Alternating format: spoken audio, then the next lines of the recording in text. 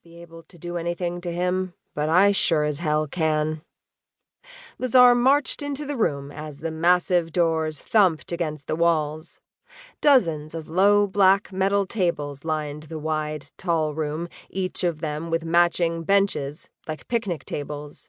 Every surface was cluttered with every type of magical and non-magical weapon imaginable: daggers, maces, clubs, swords, throwing stars, axes, spears.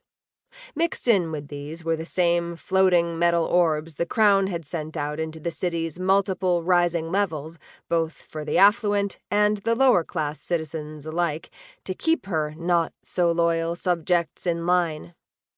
Cheyenne's fingers slid around the cold metal coils of the activator in her pocket, but she didn't need to put it on again to know that these pieces of weaponized tech were dead. For now. Standing around all the tables and benches, either cleaning the weapons or testing them or simply hefting them in their hands, were at least 50 Audiobook soldiers, all orcs. Some looked like they'd been a part of the fight in the Heart's courtyard less than 20 minutes ago. Others were fresher looking, as if they'd joined the party in the weapons room and had missed all the fun before Cheyenne returned her drow coin to the altar. All of them glared at Lazar, practically skipping down the center aisle between the metal tables toward the double doors on the opposite end of the room. The first orc they passed thumped a metal club against his meaty palm and snarled, "Nilsh ukat." Lazar looked quickly at the orc and feigned insult, leaning away and placing a mocking hand to his chest. "Who? Me? Nobody wants you here, Weaver. She'll grind you to dust before the end. Blood and fire, Nilsh ukat. The next time any of us see your face, it'll be in the halls of the unmarked dead." The snarling, growling curses flew faster from the orcs' mouths, growing in volume until they were all shouting after Lazar, spit flying from between their protruding tusks with the force of their hatred. The drow didn't change his pace across the room, meeting many of the soldiers' gazes and dipping his head in approval, grinning as if they were congratulating him for his efforts instead. One orc at the far end of the room got so worked up he swung a wickedly sharp axe back in a wide arc and sent it crashing into the metal table in front of him with a roar. Sparks flew, and the table dented significantly beneath his blow. By the time Lazar reached that table, the orc's chest was heaving as he scowled at the drow, thick spit flying in strands around his tusks. Lazar stopped, looked the orc over from head to toe, and dipped his head. "Nice arm."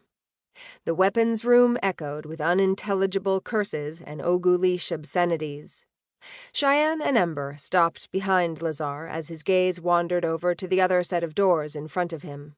The halfling turned to glare right back at the enraged soldiers and raised an eyebrow. "They're getting worked up over this. Over you." "Ah." Lazar passed his hand over a section of the metal doors, then looked over his shoulder at his daughter.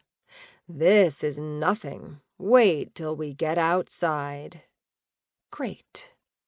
Cheyenne glanced at Ember, who flinched when another orc pounded some heavy metal weapon into a table or a bench with an echoing clang. Then she looked at the halfling with the ghost of a smile. "Even you're not this much of a sore loser. At least we can make that distinction." An unseen heavy metal lock slid aside within the door's mechanism, and Lazar pressed his hands against the metal surface before leaning back to peer at the screaming, roaring soldiers behind them.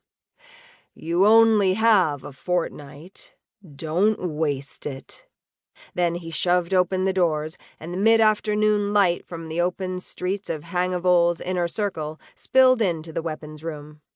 The instant Lazar, Cheyenne, and Ember stepped outside, the orcs launched their weapons at the heavy doors that were slowly swinging back inward. The blades smashed into the slabs, glancing off with deafening echoes of metal on metal.